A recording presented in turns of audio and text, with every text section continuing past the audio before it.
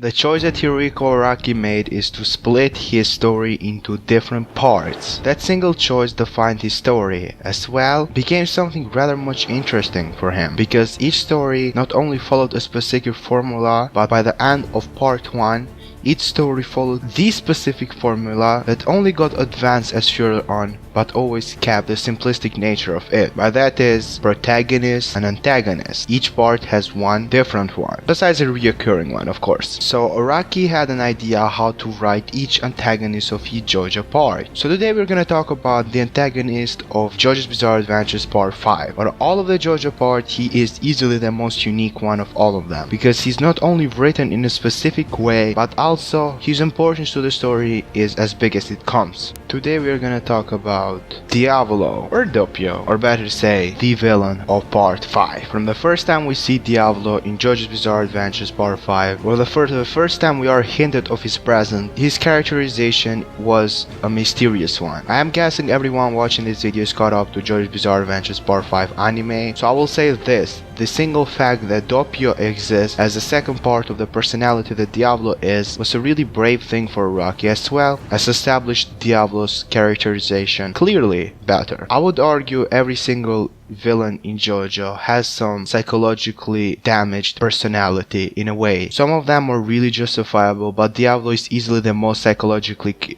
damaged JoJo character by far. And when I talk about that, I really mean that psychologically speaking, Diavolo's psychological damage side is actually the really thing that defines his character. That's why I have someone that you might know from another space of the internet or YouTube that I want to talk about this specific thing. Here we go.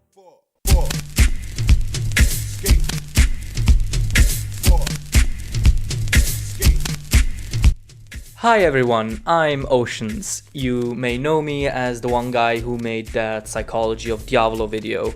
As you can probably tell, I really like the character, so I'm very glad that I get to talk to you about him again today. Before we get started, I think it's important to note just how important and interesting and brave it was for Araki to include a main villain like this. When we talk about main villains, we quite often get the tendency of having these big, well-explained characters in front of us. So to have a character that not only deals with a very complex mental health issue like Diavolo does, but to also have him be as mysterious as he is brave and very, very intriguing and works perfectly within Golden Wind. And obviously this also extends to his other half, Doppio. Doppio himself works well again because he kind of represents a sort of twisted innocence for the characters in Passione and for the boss himself. And Doppio himself is already a great character because of that, but it becomes even better when you consider that he is just the second half of the main villain of Part 5. Diavolo is very psychologically damaged, and it's difficult to talk about how justified his actions were and how justified the end was that he met at the hands of Gold Experience Requiem. But due to him being so psychologically damaged, it makes the entire situation around him a lot more complex and interesting, because we get to have this sort of dialogue between, okay, but what is he? Why did he do the things he did? Why did he become like this? And questions are, after all, what makes a piece of fiction more interesting. And that's also kind of why he ends up being as good of a character as he is. Because it's not as much that he is the kind of character you can have a spreadsheet on about what he likes, what he is, what he wants, what he does. It's more that he is a representation of all the intrigue, mystery, and ominous feeling and terror you can get from this kind of villain. He isn't even really a personality villain by himself, aside from the multiple personality issue. He is more like a force of nature within Part 5. He is more like a wall that has to be scaled and overcome, and he fulfills that role beautifully. And it is why I personally find him to be one of my favorite villains of JoJo, only really tied with Valentine, because he has a clear and defined role, and he fills that role perfectly. He is the perfect antagonist for a story like Golden Wind, where the entire plot revolves around fate and your resolve to overcome it. Because in a way, Diavolo is fate. Diavolo is the normal. Diavolo is the status quo of Italy at that time, and overcoming it is what the entire story is about. And I think that all these disparate elements, be it the confusion about what he is, be it his connection to Doppio, be it his stand King Crimson, they all work together to make him this unclimbable obstacle, this ominous, evil force of nature. And it's just so fucking great. I love it so much. Anyway, that's it for me. I hope you have fun with the rest of the video. Thank you all for watching, and see you whenever. Bye.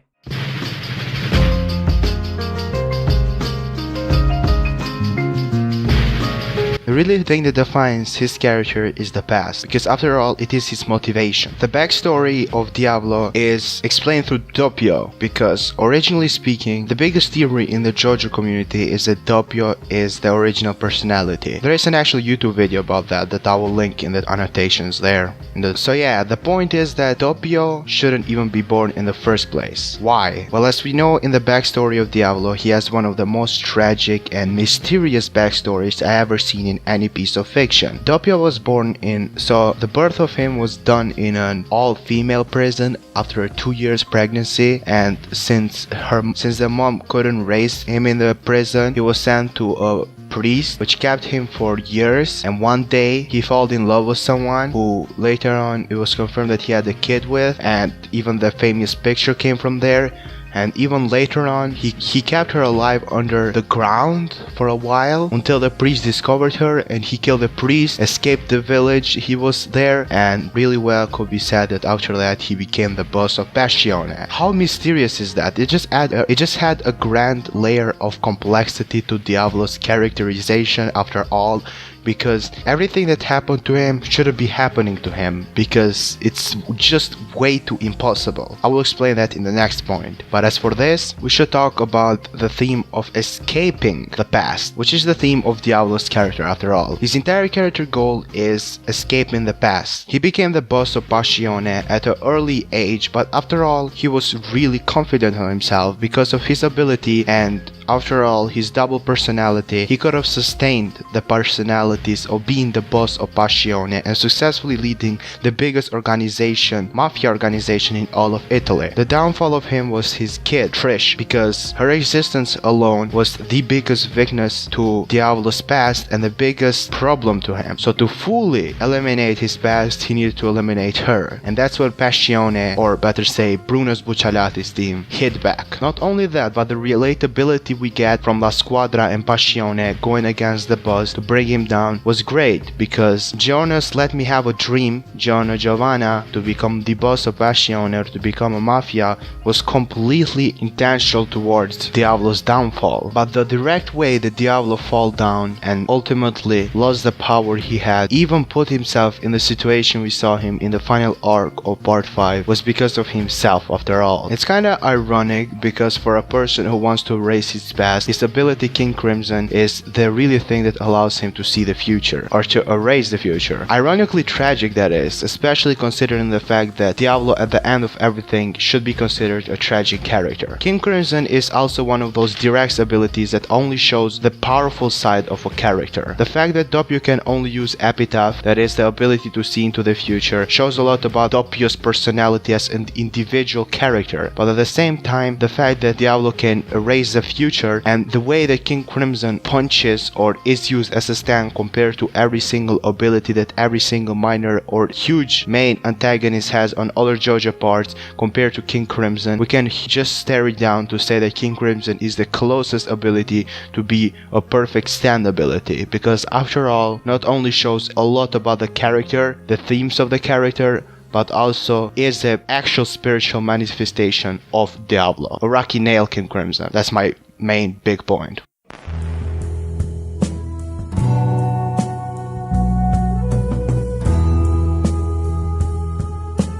The embodiment of metaphorically genius on Araki's part is fate, for part 5 at least. Throughout the part we get this theme of Diavolo saying that fate is on his side. What he means by that is that it's more complex than just him actually villainously believing that fate is on his side, because ultimately speaking, you can run down the entire Vento Oreo theme by using just simplistic fate. Fate is apparent in every single JoJo part, but the mostly is apparent found in JoJo's Bizarre Adventures Part 4, 5, and 7. Part 5's theme is multicolored because depends from which perspective you see it. But if you look it through the protagonist's perspective, you can say that the Part 5 theme is about breaking through the chains of fate, not accepting who you were born with and making a difference, finally being yourself. But if you look it through Diavolo's perspective, fate is exactly how he describes it. Fate is on his side. I believe that the really fact that Araki made Doppio a character with a personality of being less evil in the first scene, because Diavolo is actually a pretty crazy person when you journey down.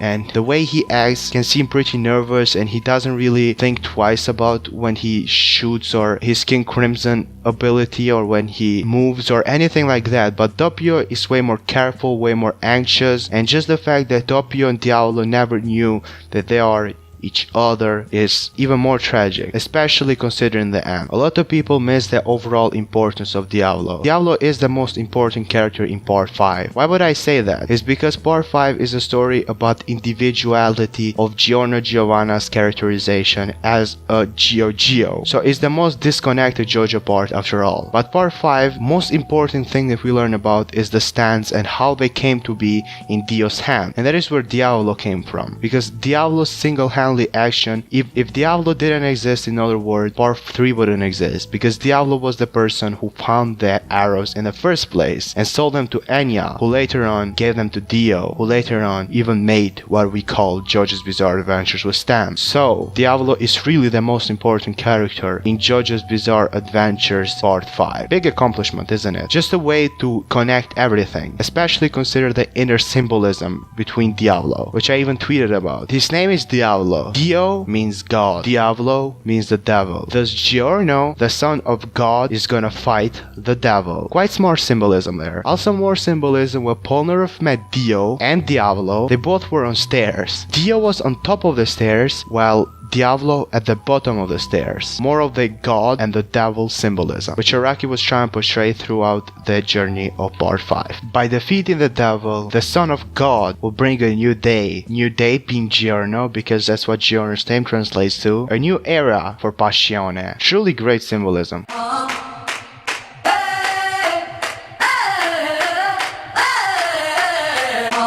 Diavolo also has this characterization put to him. I personally think Doppio and Diavolo as being the same characters of their parts, because most of people think them as different characters. Diavolo as his own doesn't really stand out as being, let's say, the most personality fleshed out character, but I think that what makes him a really great villain is the fact of the context that he sit down after everything. Doppio, his past, fate, King Crimson, the outcome.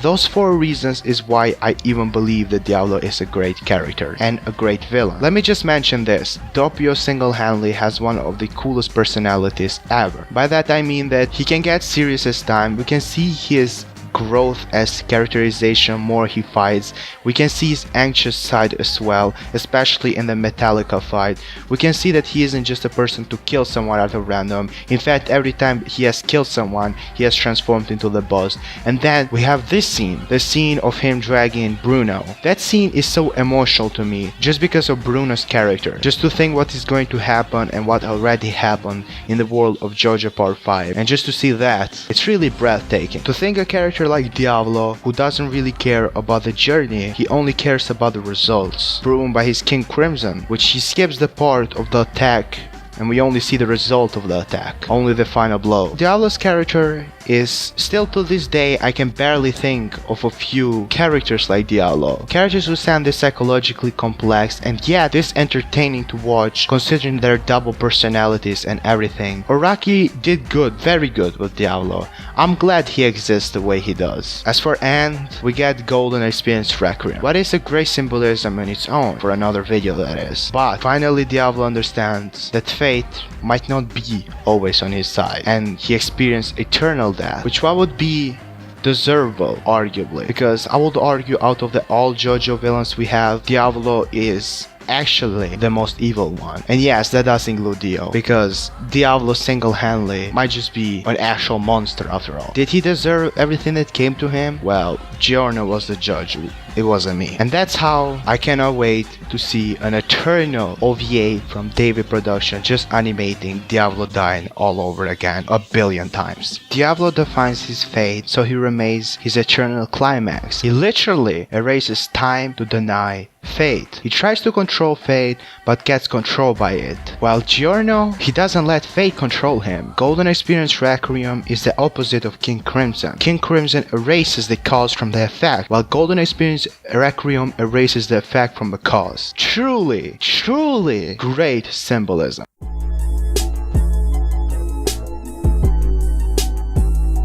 At the end of everything, Diavolo was a great villain. Sure, I can think at least of 1, 2 better JoJo villains than Diavolo, but we should respect Diavolo for what he is, and we should understand that after all, he's not a Dio copy or something like that. He is more than that. He is a really psychologically complex and damaged character with two sides to him that are him and a tragic journey through not understanding the basic thing what defined him. And after all, he was a Passione leader, the boss of the Italia Mafia, Diavolo. I usually say thank you than the name of the character at the end of each list analytics I make, but if I say this to Diavolo, then I just rather die.